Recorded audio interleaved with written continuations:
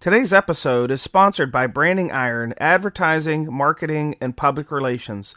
Since 2007, Branding Iron has helped bring awareness to the mission of volunteer firefighters. To learn more, visit them at brandingiron.com. Hello, and welcome to episode 25 of the Situational Awareness Matters radio show. I'm your host, Rich Gassaway. The purpose of this show is to improve situational awareness and decision-making for individuals and teams who work in high-risk, high-consequence environments. The SA Matters mission is simple: to help you see the bad things coming and time to avoid bad outcomes. I'm coming to you from on the road. I'm in Asheville, North Carolina today for a Situational Awareness Matters tour stop. I'm especially humbled to have the tour making its third stop in Asheville. The first was in the spring of 2011, some 90 days prior to the tragic death of Captain Jeff Bowen. Following Jeff's death, I was honored when Fire Chief Scott Burnett invited me down to conduct a facilitated debriefing of the members to extract the lessons learned.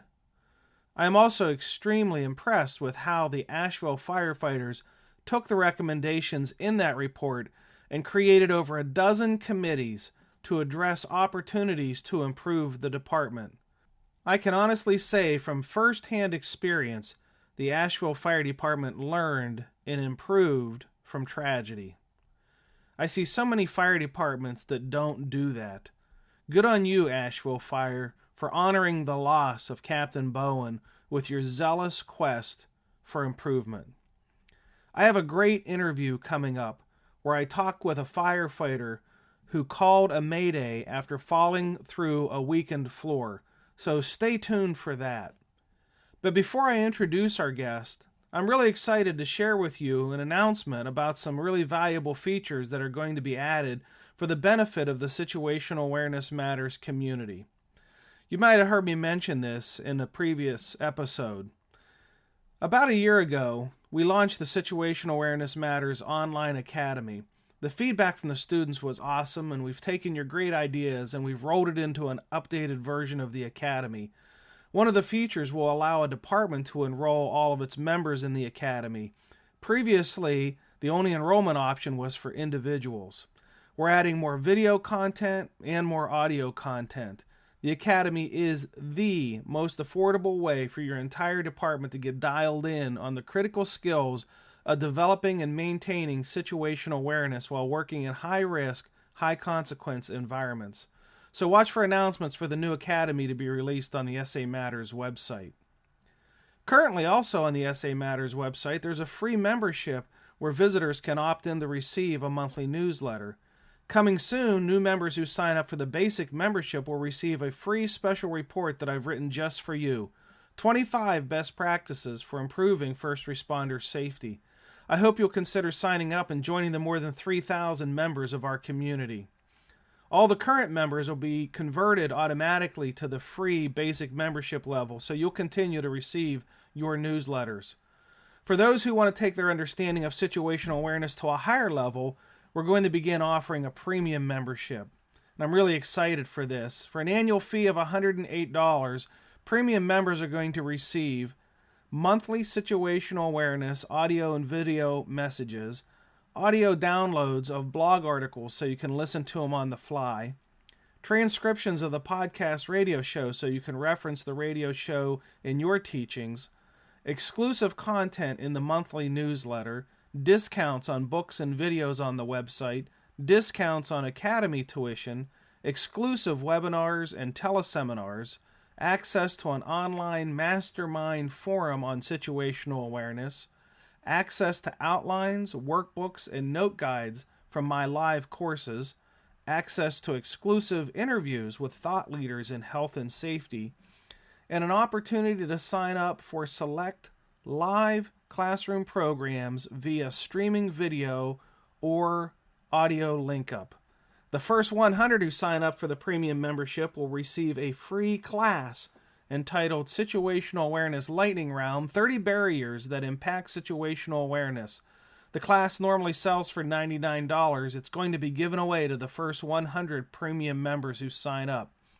Watch the SA Matters website or your social media feeds if we're connected on Facebook, Twitter, and or LinkedIn for the announcements about the launch of the premium membership option, because I expect those 100 spots are going to fill up fast. We've been working really hard and listening to your feedback about how to add value to the community and increase ways to improve your situational awareness. So watch for those exciting changes on the SA Matters website. On this episode, I interview Firefighter John Dantuono of the Lakeside, New York Fire Department. Lakeside is located west of Syracuse. The all-volunteer fire department serves a population of about 15,000. Listen in as John discusses how he responded to a mutual aid residential dwelling fire and fell through a weakened floor. As he notes, the only thing that kept him from falling all the way through was his SCBA. The house that was on fire was a vacant, dilapidated structure with a fire on the second floor. John was part of a mutual aid crew that was looking for fire extension on the second floor of this large farm-style house. While on the second floor, John separated from his partner by his estimates approximately 20 feet or so and entered a room where the floor was weakened, not from fire, but from rot. With no warning, John fell through the floor and was caught by his SCBA bottle. This resulted in a Mayday and John's successful rescue.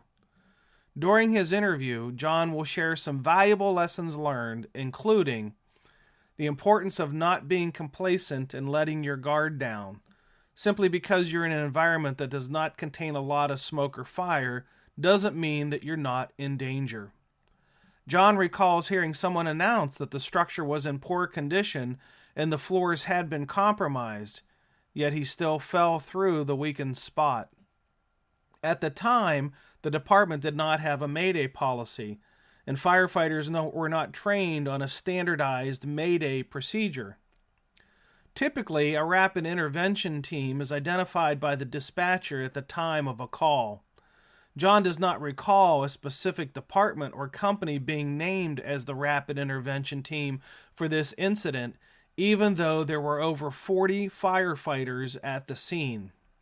Let's listen in as Firefighter John Dantuono talks about his close call and his Mayday at his mutual aid residential dwelling fire.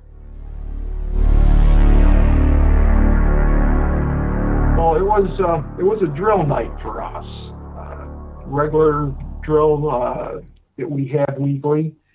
A call for a fire went out in one of our neighboring areas that we've worked not too closely with, but we've been there a few times, and we're familiar with their operations, etc. We were called to supply one engine with manpower. They had a working structure fire. It was a farm type house that had fallen into quite a bit of disrepair. It was two-story. It was a very good size on a good sized piece of property. We responded with an engine again, and a total of 6 people. Now, we had a very experienced crew that night. Our driver, past chief, 40-plus years, captain on the apparatus that evening, past chief also, 30-plus years, myself with 40-plus years, and 3 other firefighters. One happens to be my son, with 5 to 10 years experience each. So we were around the block. We've been to a few alarms, and I would say we knew what we had to do. It was a fairly long response for us. And on the way in, we're listening to the radio transmission. What's fairly long response, John? That's all relative. Okay, it was probably I would say a 10 to 12-minute response. Okay. And you guys were already at the station because it was drill night? Yes. Okay. Okay. Keep going. And so again, during the response, we're listening to the radio transmissions from fire ground to county fire control, and I'm thinking, oh, this is going to be great. You know, they've already got hose lines in play. It doesn't look like we're going to have to worry about stretching any supply lines and or hand lines. We finally find the scene of the incident. We get called in, and we probably had to walk, maybe 25 to 50 yards from our apparatus into the scene. Everybody had a complement of hand tools. The officer was doling out duties. Myself and firefighter Brian Ham helped set up a ground ladder. And I had failed to mention earlier, our chief of department was en route also on this alarm. He came up to us after we had the ground ladder secured and guys were going into operation on that. Said, listen, would you guys mind going up? And that would be me and firefighter Dan Kadlubowski go upstairs and help with some pulling ceilings and checking for extension. They got a crew working in a back bedroom on the BC side of the structure. Think there may be extension. Why don't you guys go up and see what kind of hand you can lend? We take all our tools up with us that we're going to need, make the way upstairs. Chief is right behind us and gives the orders, okay, let's start opening up here. And we're opening up, and we're finding nothing. The guys in the fire room, in the bedroom, are making a good knock on the fire. Keep in mind, I said this house was in quite a bit of disrepair. At one point... Was it vacant? Yes, it was a vacant. Okay. At one point, we stopped with the pulling of the ceilings and opening up the walls. Hold on before you get too far down that road. When you guys were on the outside when you arrived, what were you seeing? Not a lot of fire, because when we entered through the A side, there was some smoke upstairs.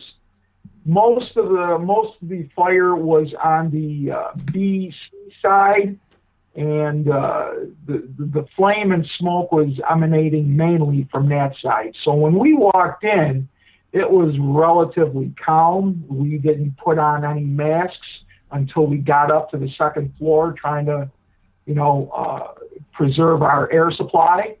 And when we got up there and started working, at one point we had checked to see if what the CO levels were. We were able to take our masks off, and it wasn't that bad. So at one point, like I had mentioned earlier, we had stopped with the checking for extension. Now, I turned to my chief and I said,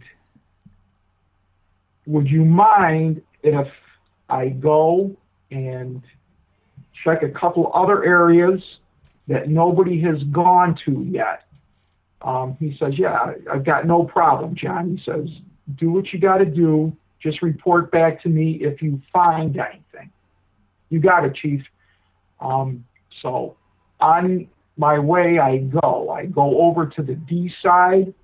I see nothing there. Now, you're on the inside? And we're back on the interior now. Yes, sir. And when you clear this with him and you go, are you going alone? Yes, because we are probably no more than 20 feet away, Okay. And where I was going, smoke condition was very, very minimal. So we had good line of sight view of each other. Okay. You said it was a large house, so I couldn't quite put in my mind Yeah. how large in comparison to what you're saying you're doing now. Okay. So again, I checked the D side, and there was nothing going on there. And I walk over to the A side. I leave the room that we were working in. I go through a doorway. I take 2 steps, and the next thing I know, I am through the floor. It was that quick. It was like you were blinking your eye.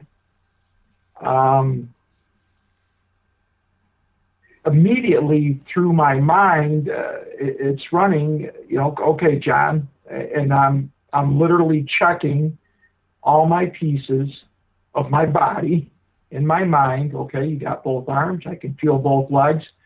If it were not for my SCBA pack, I probably would have fallen through the floor onto a crew that was working on the first floor. I was pretty shaken up about this.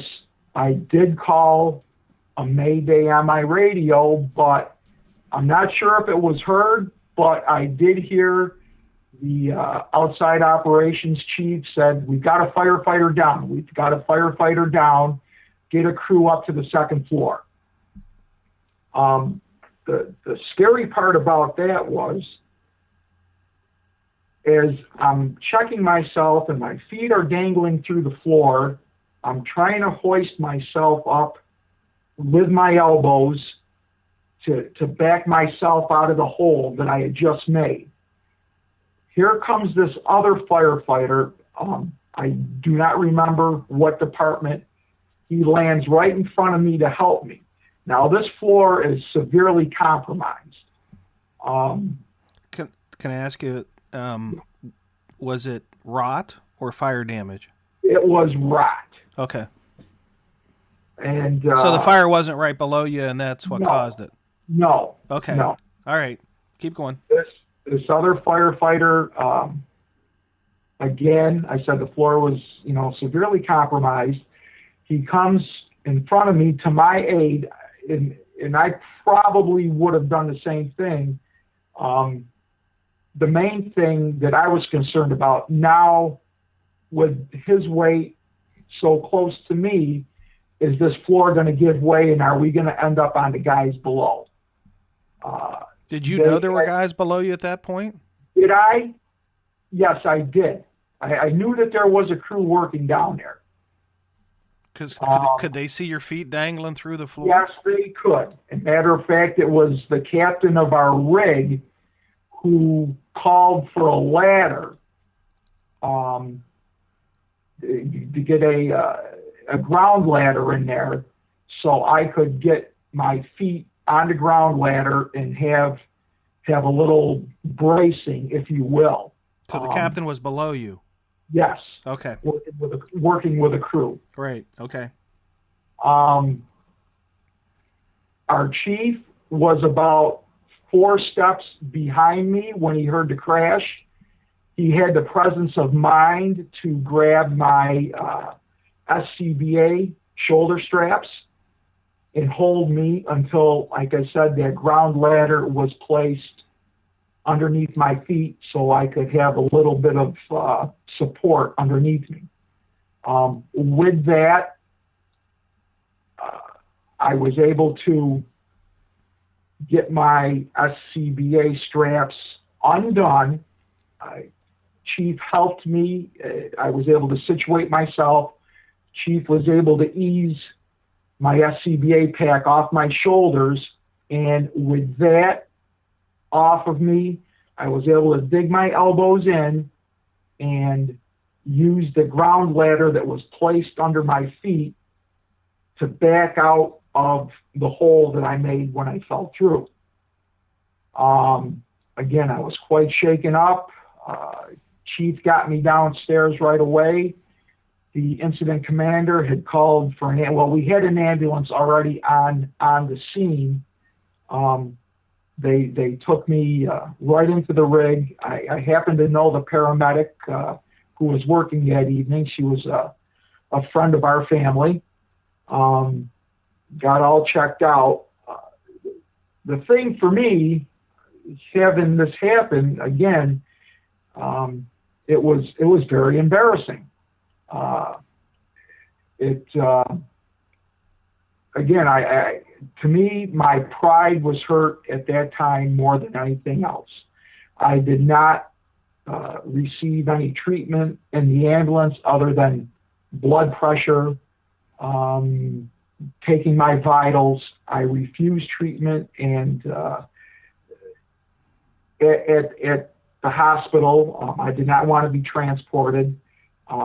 In retrospect, I probably should have, because I was very sore for quite a few weeks afterwards. My neck and my shoulders, etc. It was, quite a sudden jolt and jar to the body. So So you probably had some soft tissue injuries. Probably, yeah. I did have some bruising, things like that. Luckily, no broken bones, no burns. The takeaway for me was I should have known better. I really should have. Known better than what? That I didn't test the floor when I was walking up there. Somebody had said to me that the incident commander said that the floors were compromised in the structure. I did not hear that transmission, so I can't say if that is correct or not. So I again, a very, very bruised ego, and I think I should have known better. Probably, I got the clear from our chief to, go ahead and look around up there and see if there was any fire that advanced overhead, etc. I was very fortunate, and I wanted to be able to share that. Mm-hmm. So you guys weren't looking for victims; you were looking for fire extension. Yeah, exactly. Mm-hmm. Exactly. And how many firefighters were in the house in total? Your estimate when this happened?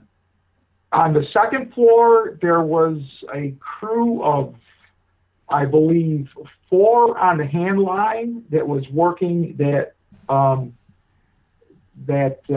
BC corner bedroom, and I was with my chief and one other firefighter that had gone up originally to check for extension, pull ceilings, open walls, etc.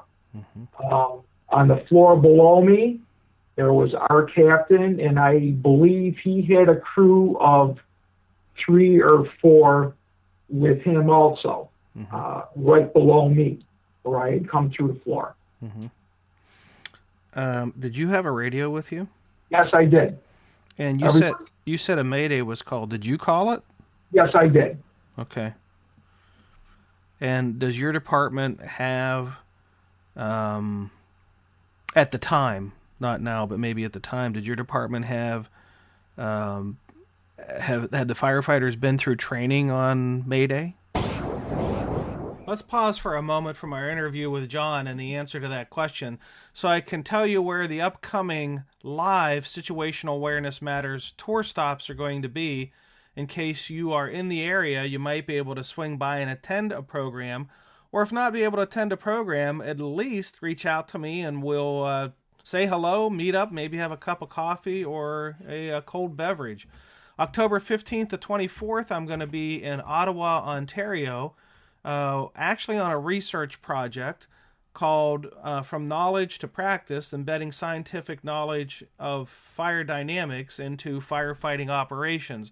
So there's no class there, but if you're in the Ottawa area and you want to get connected up, reach out to me. October 17th and 18th, I am going to be in Lethbridge, Alberta, Canada, on an international tour stop presenting flawed situational awareness and firefighter safety programs at the Southern Alberta Fire Department Conference. October 25th, I will be in Andover, Minnesota, doing a program on mission, vision, and core values. That's right here at home, so I don't expect there'll be anybody going to be reaching out to me here at home. They do that whether I'm in town for a program or not. October 29th, I'm going to be doing a situational awareness program in Beaver County, Pennsylvania, for the Public Safety Commission of Beaver County. So if you're around there, October 29th, reach out to me. October 31, I'll be in Marion Township, Ohio, doing a program for Fire Chief Brian Taylor. November 1, at Athens, Ohio, for the Richland Area Firefighters Association, doing a situational awareness program and a firefighter safety and mistakes and best practices program there. October 3 and 4 in Chicago, doing a situational awareness program for the Cook County Department of Homeland Security and Emergency Management. October 6th at the Volunteer and Combinations Officers Section Symposium in the Sun in Clearwater Beach, Florida. I'll be presenting a situational awareness program there. October 10th in Venice, Florida, for the Venice Fire Department, doing a situational awareness program there. October 17 to 20, a situational awareness program for industry at the Nuclear Fuel Services Company in Irwin, Tennessee. That's closed for the employees only, but if you're in and around Irwin or Johnson City, Tennessee, and want to meet up, reach out to me that week. And then December 1 to 5, I'll be in Evansville, Indiana. December 6th and 7th in Scott Township, Indiana. December 9th in Raleigh, North Carolina. December 10th in Carrboro, North Carolina. December 13th in Matthews, North Carolina. And December 28th in Brighton Township, Pennsylvania. So if you're in, around, or near any of those places, contact those host departments about signing up for a class or reaching out to me and just saying hi. I'd love to meet up with you. Okay, let's pick up our interview again, and the question that I asked John about Mayday policies and procedures. At the time, not now, but maybe at the time, did your department have had the firefighters been through training on Mayday? No, sir. Okay, so when you call it a Mayday, that didn't necessarily set any already established procedures into play as to what they would do now that a Mayday has been called. No. Okay. I will say, as I reached for my mic on my radio strap, it was like almost simultaneously that I could hear the incident commander out front on the A side yelling that we have a firefighter down. Mm-hmm. The noise was loud enough. Mm-hmm. He was close enough to the structure to hear what had happened. And again, it was like almost simultaneously. So I called one Mayday, and then he said that we got a firefighter down on the second floor. Let's get some guys in there to help him out. Okay. And the crew below me had known what had happened too. And that's when they got the ground ladder in there and propped it up underneath me. And at the time, would the department have had in place any policies and procedures for rapid intervention? I don't know if any departments were called to be a RIT team that evening on that alarm. I know our department has been called numerous times to provide RIT service if needed. On this alarm, I don't know if anybody was charged, any department was charged with that task that evening. Okay, well, would you have heard on the radio, Yes. a call for a RIT team activation if they had been in place? Well, they would have, during the initial dispatch, they would have said, Lakeside, we'll use Lakeside for an example. Lakeside, you will be the RIT team on this alarm. Oh, so they tell them that when they dispatch them? Yes, sir. And you don't recall anybody being dispatched to be the RIT team for that alarm? No, I did not hear that. What triggers the decision as to whether a department's going to get called to be the RIT team for a call? I honestly don't know. Okay. I honestly don't know the answer to that question. Was this dispatched as a structure fire? Yes, it was. Okay. And then you guys were, are you automatic aid or mutual aid? This was mutual aid. Okay. They called for another engine. Okay. We were dispatched. And how many firefighters would you estimate were on the scene by the time you guys arrived? I know you said you were about 10 or 12 minutes to get there. How many firefighters were on the scene when you got there? I would dare say between the home department, in the neighborhood of say 35. Okay, so there were 35 on the scene when you guys arrived? Yeah. Okay. So there was enough, arguably, to have a rapid intervention crew designated. Right. Yeah, okay. Whether that had happened or not, I don't know. Okay. I never asked the question. Yeah. If somebody was providing as a RIT team that evening or not. Mm-hmm. Now, after, it's always a curious thing is to see what happens to the firefight after there's a mayday and a firefighter's down.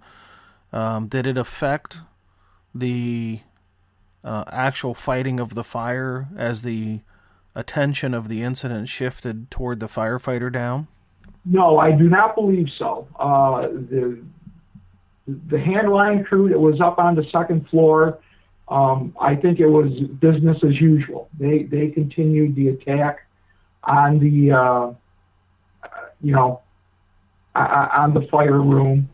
The fire was on the second floor? Yes. Okay. And I would dare say at that time, by time everything happened, I dare say that the fire was pretty well knocked down. Okay. All right. And how many? And I know you said this was a large house. What's the estimated? Give me an estimated square footage so I can at least get into the minds of the listeners how big a big house is.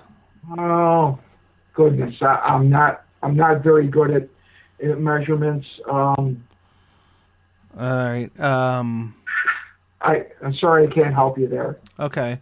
Would you say twice the size of an average person's house? Yeah, it was. We called it a farmhouse. Okay. Okay. And it was old like a farmhouse? Yes, it was. Okay. All right. We were in and out. Again, it was in serious disrepair. Mm-hmm. People had lived there. People had moved out, back in again, moved out. Mm-hmm. Newspaper and mail stacked up in the mailbox and on the front porch, etc. Mm-hmm. What's the status of that house today? I believe it's still standing. Whether it's been habitated or not, I don't know. Okay. I just wondered if they fixed it or tore it down or just boarded it up and left it. What'd you learn from this? Well, not to be complacent. Be aware of your surroundings. I think, like I said, when I probably let my guard down personally when we were going to the scene, responding to the scene. Okay, great. They already got handlines working.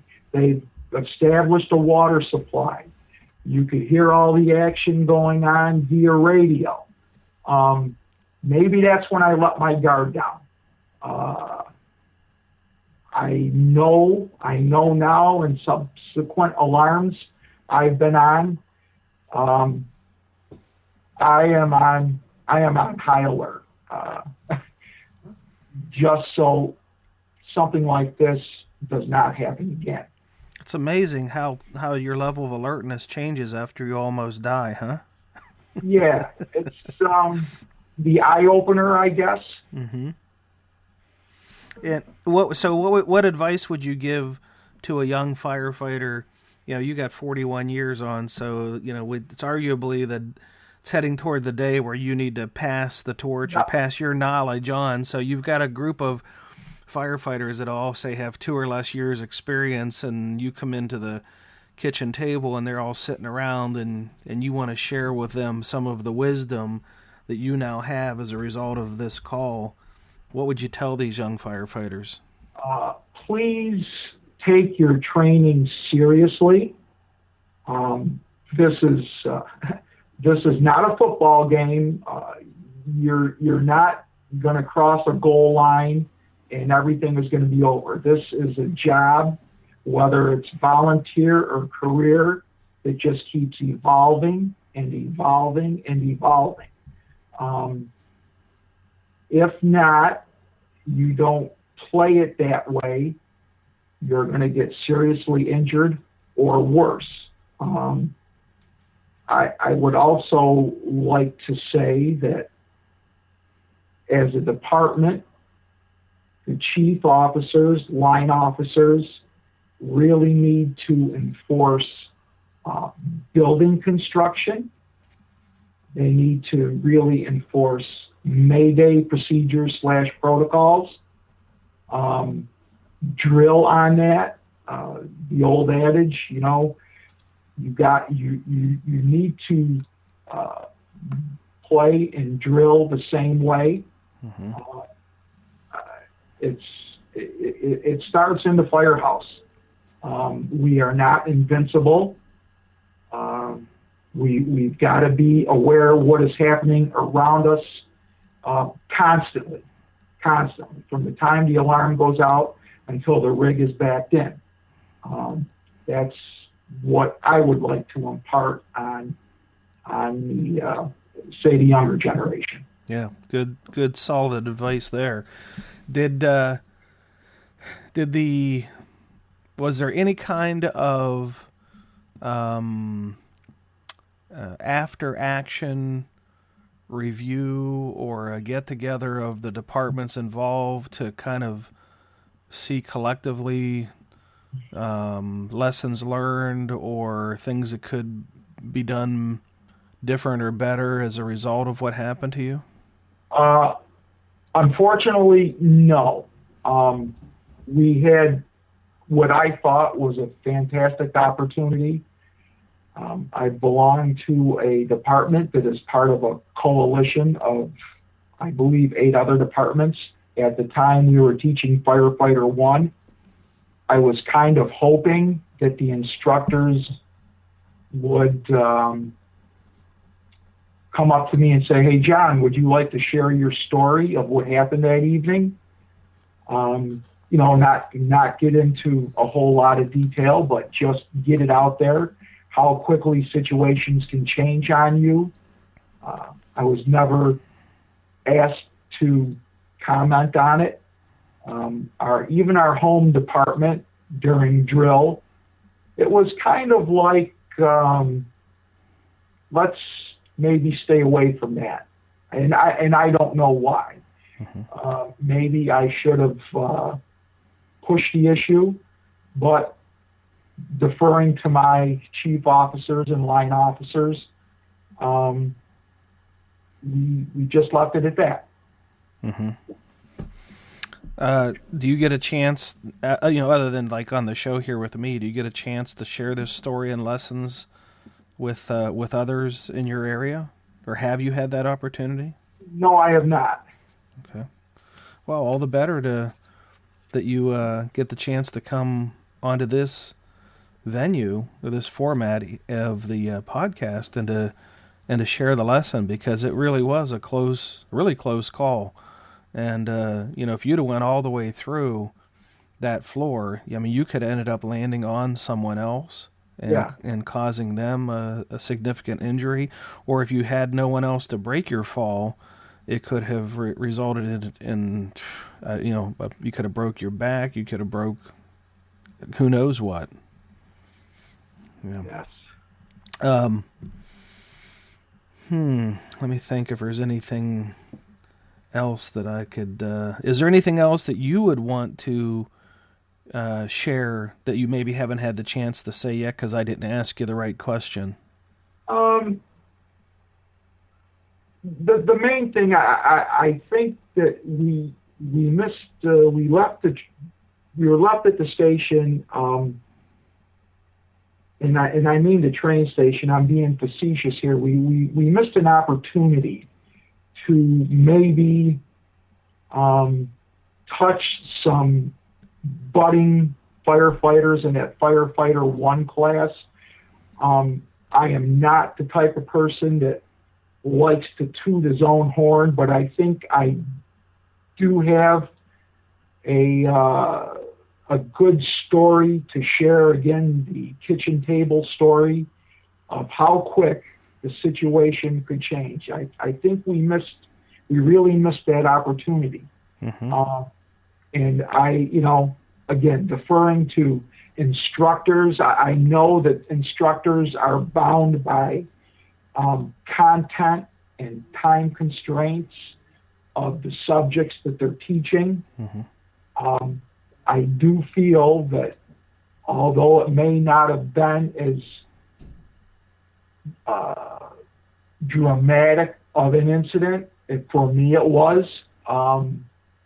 It wasn't the fire porn incident, for lack of a better term, but I think to impart on new minds and impressionable minds what this game is that we play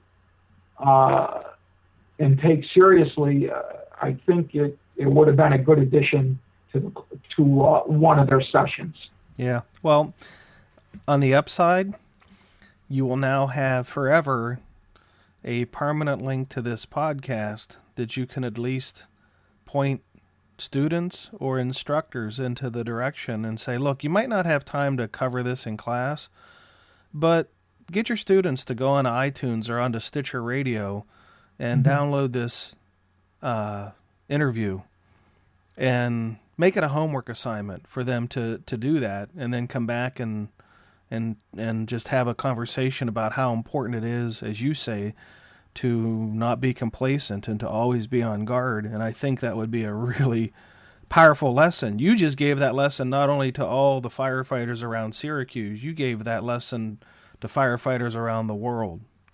And for that, I thank you. Thank you. Thank you, Firefighter John Dantuono, for sharing your close call survival story and the lessons that you learned from it. If you've experienced or witnessed a near miss or close call and would like to be interviewed on this show, visit the samatters.com website and click on the Contact Us link. Thank you in advance for sharing your lessons learned so others may live. Well, that's it. Episode 25 is complete. Thank you to our sponsor, Branding Iron Advertising, Marketing, and Public Relations, for supporting our mission. Thank you, our listeners, for sharing some of your valuable time with me today. I sincerely appreciate your support of the SA Matters mission, and I'm inspired by your more than 10,000 downloads of this show. If you like the show, please go to iTunes or Stitcher Radio and search for SA Matters Radio and subscribe to the podcast and leave your feedback there. If you like the show, I'd really appreciate you giving it a 5-star review as well. Not only will that encourage me to work harder for you, it'll also help others find the show. If you've been inspired and want to learn more about situational awareness, consider becoming a member of the SA Matters community. It's free, and when you sign up, you'll get a free special report I've created just for the new members entitled 25 Best Practices for Improving First Responder Safety. To claim your free gift, head over to samatters.com and click on the red box on the right side of the homepage. Be safe out there, and may the peace of the Lord and strong situational awareness be with you always. You've been listening to the Situational Awareness Matters radio show with Dr. Richard B. Gassaway. If you are interested in learning more about situational awareness, human factors, and decision-making under stress, visit samatters.com. If you are interested in booking Dr. Gassaway for an upcoming event, visit his personal website at richgassaway.com.